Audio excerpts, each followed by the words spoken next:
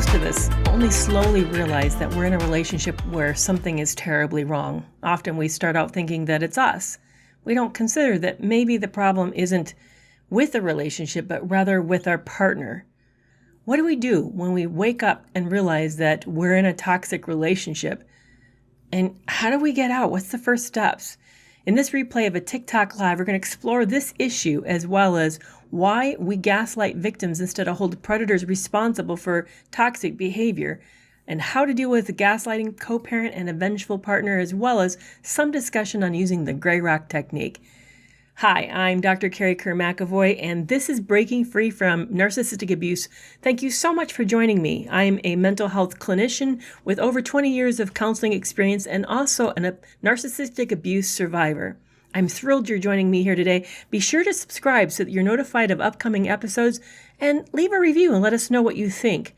We are a listener-supported podcast, so consider donating a cost of a cup of coffee to help keep us supported. And let's listen in on this replay of a TikTok Live. Welcome on this warm summer afternoon. I've been listening to a fascinating discussion of the qualities that comprise of those of us who become victimized by predatory people. That there's been some three basic assumptions that were made about most individuals who find themselves in a narcissistic abusive relationship. Primarily that they come from troubled homes, that they have had traumatic childhood experiences, and that they have high qualities of codependency and are considered people-pleasing. Actually, when the research was done on personality traits, which, just to kind of bring you up to speed, a personality trait is a filter in which you see the world. It's a hard wiring. So imagine that you buy a phone and it comes with very great, with a really wonderful lens for your camera, and that it has a fast processor, has these specific things that come in built into your phone that just is part of the hard wiring. That's what personality traits are. All of us are born with various different types of traits. Some of us tend to see the world more pessimistically, others of us more positively. Some of us struggle to manage emotions, especially the tougher ones. Those others of us find that they are a little easier to manage, but we all have this sort of bent, these qualities that are basic nature, part of who we are. They're actually things that you were born with, part of your DNA. What they found was the people who end up in a narcissistic abusive relationship had certain qualities that actually predatory people look for. That these people were deliberately targeted for these qualities because it meant that they were easier to get them to comply, that they would be more likely to assume good things about the nature of the relationship, and that they would be people who would persist and last longer in a relationship. In other words, they gave up less easily than other types of personality traits. What they found was that these individuals scored high on two different personality inventories that looked at personality traits. And these qualities were called agreeableness on one inventory and cooperativeness in the other inventory. This came out of the work of Sandra Brown's out of Purdue University. She worked with Solomon's personality traits when he had an inventory that he used. So if you want to look it up, you can actually look at Sandra Brown's Purdue University's study to find her subjects. She looked at over 600 individual pathological relationships. Interestingly enough, the other thing I found was super fascinating about the study was Sandra Brown has been working with sociopaths and psychopaths for over 30 years. In fact, she conducts a group with psychopaths and sociopaths.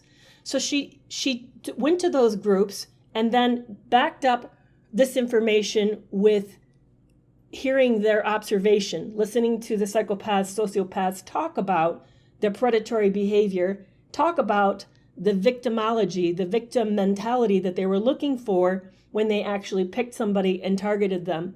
And they confirmed that these were the traits that they were looking for in individuals when they pursued a certain type of relationship with. That they wanted someone that was long-suffering, that tended to think positively about other people, that tend to assume that other people were good-natured like themselves. They tend to be people who had a lot of stick-to-itiveness. They were very steadfast people. They tend to be very high in empathy. They were very cooperative, and they also believed that people basically had a good nature and were changeable. Isn't that interesting? What she found was these traits, if you didn't know that this was personality traits, could be interpreted as naivete and codependency, but they're not. It wasn't based on a pathological history, a traumatic past. It was based upon a person's innate nature. In other words, these people were generally easygoing, emotionally mature. These were her words, emotionally mature individuals that got into the relationship with somebody because they were deliberately targeted for these qualities. Now, what happens when someone ends up in a pathological relationship where there's a lot of trauma? Obviously, there's going to be a lot of effects. Being in traumatic relationships, as you well know, if you found yourself in one, has consequences. And the consequences, of course, are that you end up being affected. Your trust is shattered. You are betrayed. You end up betraying yourself. And then you have a different perspective. You got to do a lot of work afterwards, one of these relationships, in order to sort of recover and figure out who you are and where you're going forward. So I got interested. Why then is there's this prevailing thought that people who end up in a narcissistic abusive relationship are insecure, troubled, with bad pasts, broken people who find themselves in a broken relationship? I have some thoughts about that. One, obviously, comes out of the research. It's actually not research. It comes out of the domestic violence camp. The domestic violence camp was looking at an extreme end group and then made assumptions about the whole group. So imagine you had a class of students. This is another way to think about it. Imagine you have a class of students, and in that class, you had a couple kids who are really troubled, and they're acting up, creating a lot of distractibility. If you took those students and then characterized the rest of the class as if they're all like those students, would that be a very fair assumption? No, obviously not. You can't take a few people and then generalize it to the whole. You have to look at the whole. But what happened was they didn't do that. For over 30 years, the domestic violence camp made assumptions based upon a few end outliers and then assumed that was the characteristics of a whole. But here's the other interesting piece. Why did this idea that codependent, people-pleasing individuals are the characteristics of a typical typical person of a narcissistic abusive relationship? Why then is it used repetitively as an accusation against victims who come out of these relationships? I think on one hand is that we don't like to hear stories of victimization. It creates this uncomfortableness that we want to make sure that it doesn't happen to us. So we do this sort of us and them mentality. We think we're different. It can't happen to us, and that therefore we must be better. And that if we don't have we must think there must be something broken or defective about this person to have attracted the bad karma, so to speak, so that we sort of separate ourselves into these camps, and then as a result, unfortunately, then create attack on the victims. I think predators like to do it because it distracts the public from the predatory behavior. That if we're talking about what's wrong with victims, then we're not focusing on why some people are victimizing other people. It's sort of, we do this with SA as well. Whenever there's a sort of a physical assault, we tend to we ask, where was she? What was she wearing? What time of day it was? We do this as a way to kind of try to create safety for ourselves. But of course, predatory people like it because we're not talking about why was he or she out doing that? Why were they looking for someone to assault? What in the world is happening to them that they even think assaultive behavior is appropriate and normal and acceptable? We're not focusing on the attacker, we're focusing on the victim. But where should our focus be when in these discussions? If we want to make a change, yes, we can tell victims, be less trusting, don't assume people can change, don't be so good-natured. But what we really should be focusing more on is helping people have more wherewithal to talk and deal with very difficult emotions, like what do you do with rage or when life feels unfair? How do you get out of adverse situations? What do you do when you feel very powerless? How do you take more charge of your life when everything seems to be going wrong? See, a lot of people who are more predatory, sometimes they kind of back into these situations because of adversity, but sometimes it's just who they are. You know, it was interesting. Back in the day, I used to work with runaway teens. I'm a psychologist trained to work with children, although I started working with adults.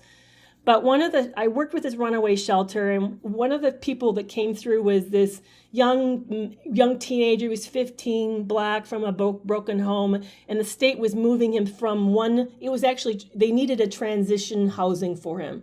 They were moving him into a new home situation, and in the meantime, they had nowhere to put him, and they contacted my shelter and asked, could we put him up for a week? And I said, sure, why not? I mean, we're getting paid, we have the room, and it was kind of quiet. So most of the time, it was just him and me around in the house. He and I hung out. We had lunch. We talked.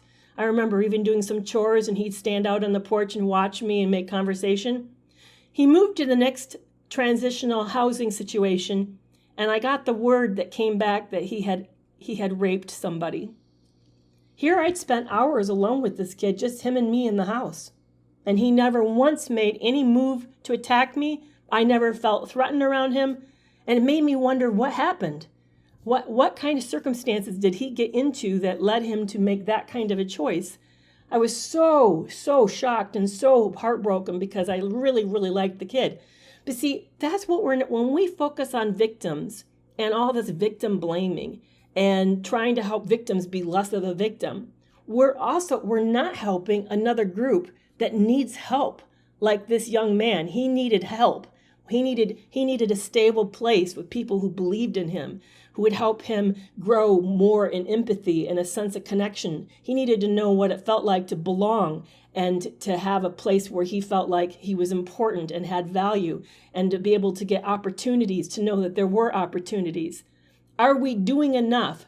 But when we focus on victims and victim blaming and attacking, we're not focusing on predators. And if we want this to stop, yeah, we can get victims get better at hiding, get better at being less pleasing, less nice, less compliant, less cooperative. But is that really the society we want to change into? Because it does. It causes us to become different. We're going to look different as a society. Wouldn't it be better if we helped everyone learn how to deal with their emotional feelings in a different way, so that when they did feel rage or shame or hopeless or discouraged, that they had better resources? Are you in a narcissistically abusive relationship and struggling to leave? Maybe you feel like you're in an impossible situation. I know I sure felt that way for a long time. I struggled to get out. I was so paralyzed. Then this is an event you're not going to want to miss. It's a live webinar on August 18th at 6:30 p.m. Eastern Standard Time with Dr. Kristen Milstead. She's the author of Why Can't I Just Leave? A Guide to Waking Up and Walking Out of Pathological Love Relationships. During this interview, we're going to talk about things like, how does a trauma bond start? How do we break it? What is cognitive dissonance and why does it cause such problems? Why do we find it so difficult to leave? This is going to be an incredible evening that you don't want to miss. Be sure to get your tickets in the show notes in the link below.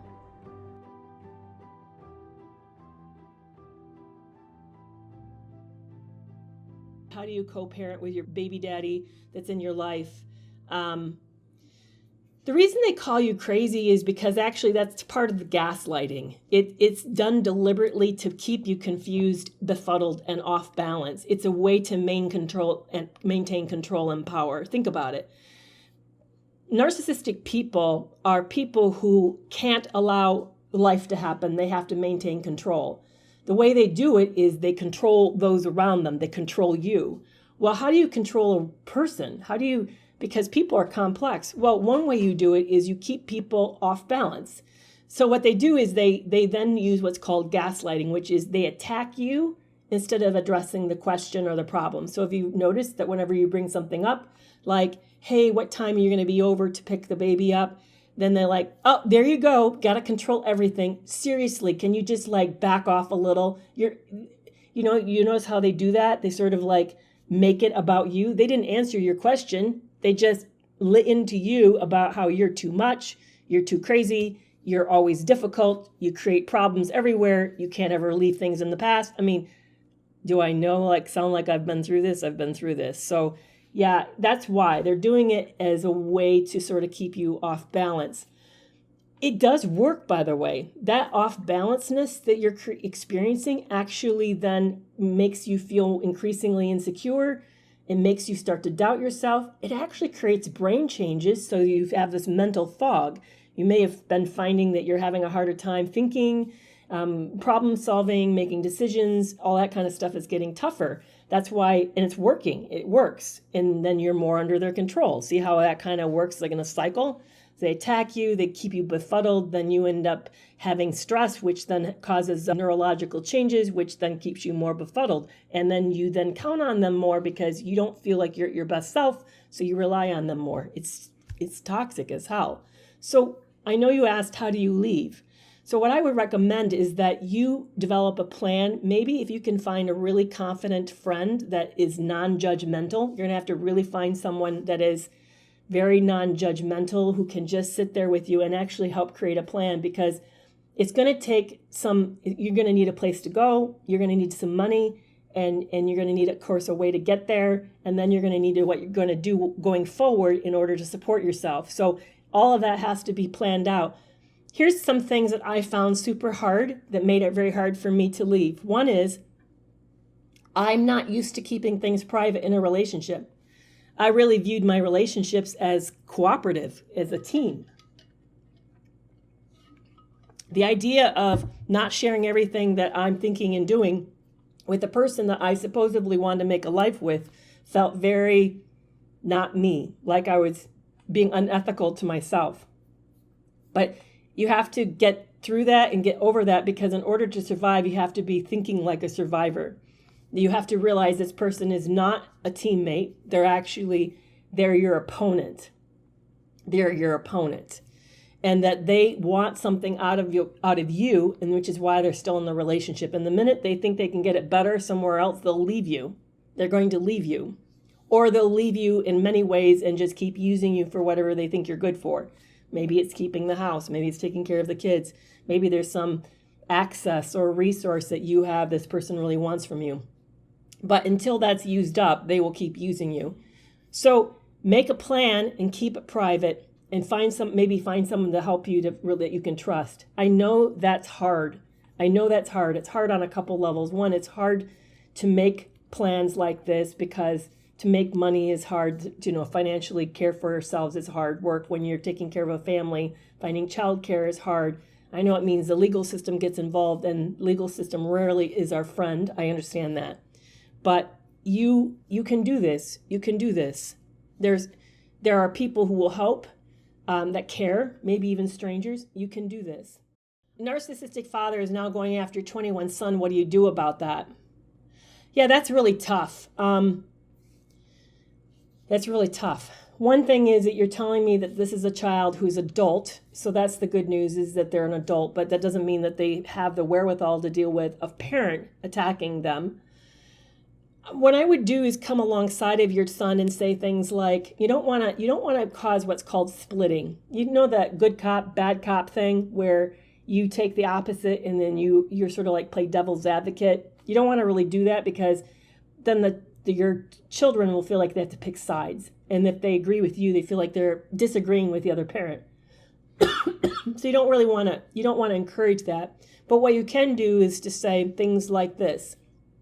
Wow, how are you doing? That sounds like a tough conversation you had with your dad. Are you doing okay? See, you didn't weigh in on the father's conversation. You didn't say that was bad. You're just emotionally checking in with your son. How are you doing? That sounded tough.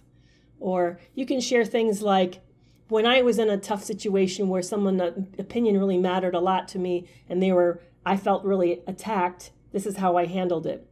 You can talk about your experiences, but again, you need to leave the other parent alone. Because doing that then, like I said, creates sides, and you don't want to create sides. The hard part is this is an adult child, and they have to find they have to find their own ways to handle these difficult situations, because this is not going to be the only time they're going to have to navigate this. They'll have to navigate this person for the rest of their lives, and they will meet other toxic people in their life.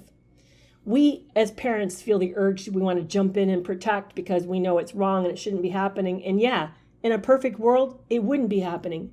But these are things that all of us have to learn to deal with. So the best thing that you can do is to be a good support to your child. That's what I would really recommend. I know it feels like probably not enough.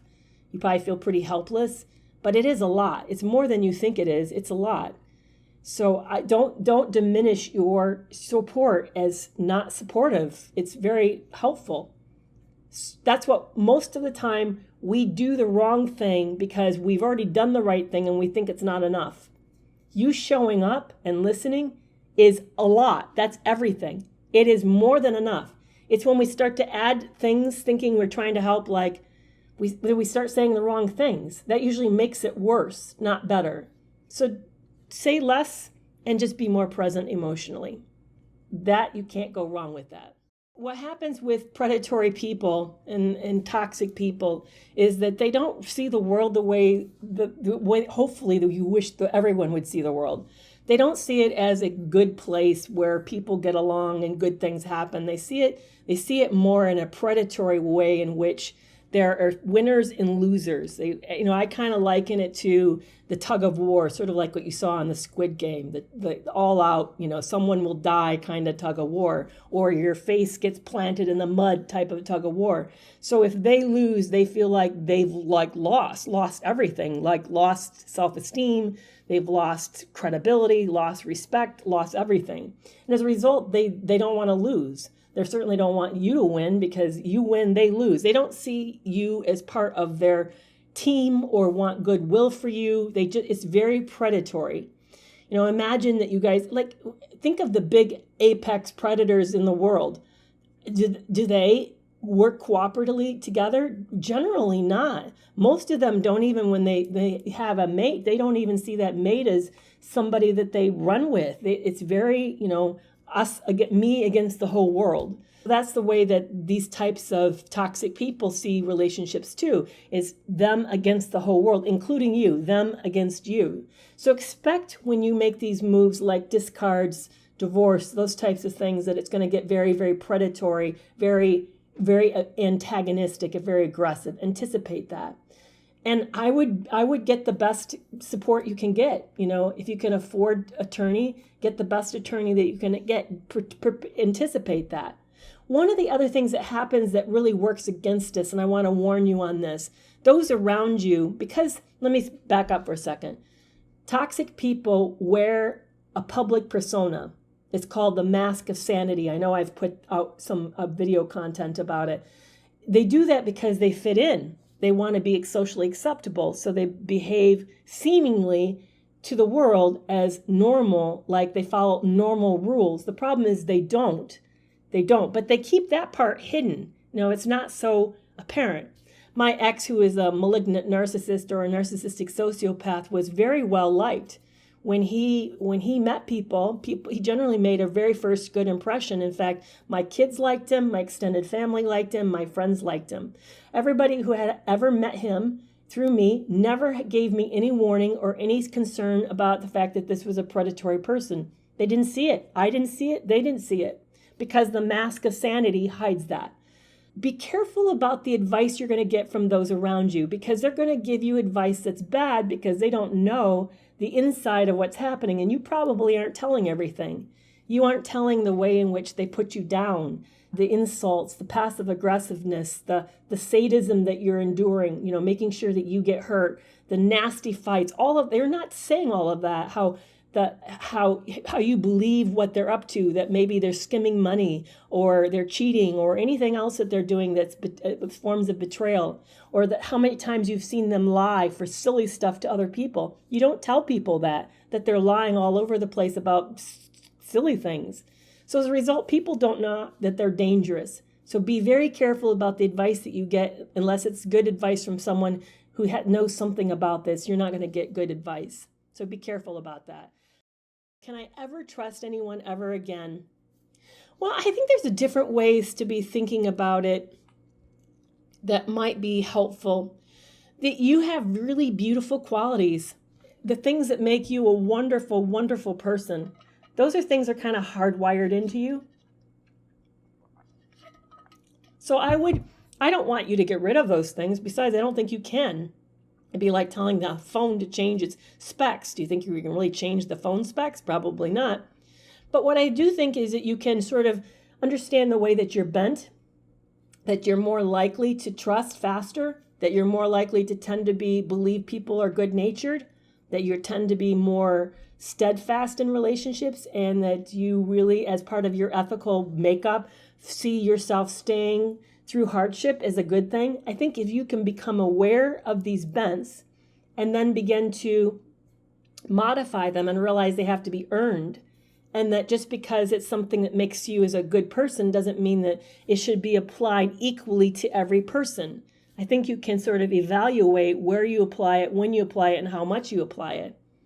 So that's the way I start to think. I think when I meet someone new, I think, okay, don't share everything about myself right away. See if they earned the right to know these things about me. Stand back and consider what I'm sharing when I share it. And when I'm staying in a relationship, I ask myself, why? Is this person really, is it benefiting me?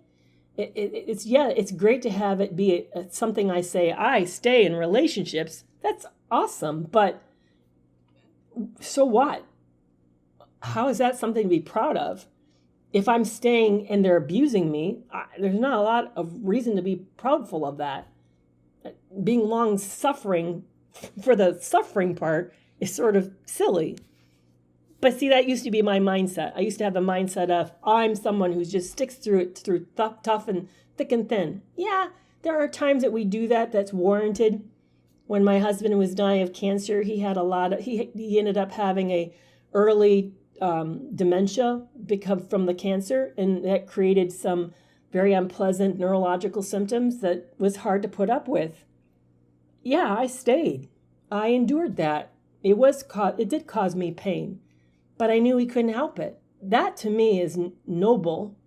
But to put up with someone who's abusive because they're mean and they're using me and they're predatory, that's not noble. Why am I equating them as the same? That I should stay because that's who I am? No, that's not necessarily a good quality. I need to be more discerning about why and where I give these good things to, these good things about myself to. So that's how I'm approaching it, is that I've been sort of taking a step up and looking at these relationships and asking myself if these individuals earn these things that I'm bringing to the relationship, that just because it's who I am doesn't mean I need to be that way with everyone. So that's kind of a way to be thinking about it. But yeah, it takes retraining. It's interesting. Sandra Brown, I've been in this continuing education course with her. She says the part that takes the longest time to work with victims is this piece. It's our personality, the way we sort of are good-natured, trusting, loving, supportive, cooperative people. These are things that we have a hard time modifying. It's harder work to learn to modify them carefully, responsibly. This is another way to look at it. Imagine you just inherited $2 million. Now, you could just give it out to anybody who ever asked, right? But if you did that within a few weeks, it'd be gone. Then you're out of money and you can't help anybody else with it. Or you could develop a system in which you learn to sort of evaluate each request and decide if it's a good request or not. And then you could even find a system, the way you refuel it, so there's more coming in, so you can always give more away. So in other words, your generosity is spread out for the long term. View yourself, your characteristics in the same way, from this perspective of a valuable asset that needs to be protected and given out wisely to those who are deserving, so there's more of it for those in the future and more of it for yourself. Let's talk about gray rock. What is gray rock? How to use it? I put out a video yesterday that's doing super well, but I know there's a lot of comments coming in on it. Probably will make a video about that, just to clarify. But let me talk to you guys about it. Gray rocking, what happens is that narcissists and toxic people want us to get engaged. They want to get us upset. And the way getting us upset keeps us off balance, which keeps them in control. That's the point of it. So the point of the gray rock is just not to get engaged. It's to stay detached on purpose. They want you to get defensive and all riled up. They want drama. So it's purposefully identifying that that's their end goal and then not doing it. Now, how you do it specifically in relationship is going to depend on you and depending on who the relationship you have in your life. Just because it worked for me the way I suggested in that video doesn't mean it's going to work for you in the same way. You know who you're in a relationship with. I don't. So some of the things that may work for me would really put you at risk, but maybe some of the things that you're doing I could never do, it would put me at risk. So you need to apply it specifically to your situation. But for me, it meant I needed to go flat, stay blank-faced, be non-reactive. That's how it really worked. I know for other types of people, it just incites them. You don't want to incite the person. You want to do the very thing that's going to make them feel disengaged and bored. That's the point of gray rocking, is to be boring, like a gray rock, dull, flat, boring. So think about your relationships. What makes you look boring? Is it not defending? Is it being agreeable? Is it going silent? Is it making a joke? Is it just shrugging? I don't know, but you need to kind of figure out what it is for you with this person, and it's going to look different for every person. So it takes you thinking about it and then making it unique to fit you. But the hallmarks of it are this: it needs to be detached. You need to be apathetic and indifferent. Now, they're saying stuff that's really hard to do. I mean, it's incendiary stuff. It's deliberately meant to be provocative. That means, what do you do with the fact that you're like stirred up and upset? That's where you have to say something comforting to yourself, like saying, he's doing this or she's doing this on purpose. I need to not react. Or, if you say anything, it's not going to get you anywhere. This won't work. You need to say something that helps you calm yourself down. So that's the hardest part of it, is dealing with the need to want to respond and not responding. But it will look for you your way. It'll be different for you than it is for anybody else. That's the piece. It's just because I said this is one thing to say doesn't mean it's good for you to say it. It could get you slapped, and I don't want you being hurt, So make sure that you apply it in a way that really works for you. Thank you so much for joining me on this episode of Breaking Free from Narcissistic Abuse. Don't forget, get your tickets to the upcoming live webinar with Dr. Kristen Milstead of Why Can't I Just Leave? This is going to be an amazing evening. It's going to address what keeps us stuck. Why are we so confused? And how do we break the bond that we feel with the person that we're with? Get your tickets through the link in the show notes. It's August 18th at 6:30 p.m. Eastern Standard Time. And until next Monday for another podcast episode, I'll see you then. Bye-bye.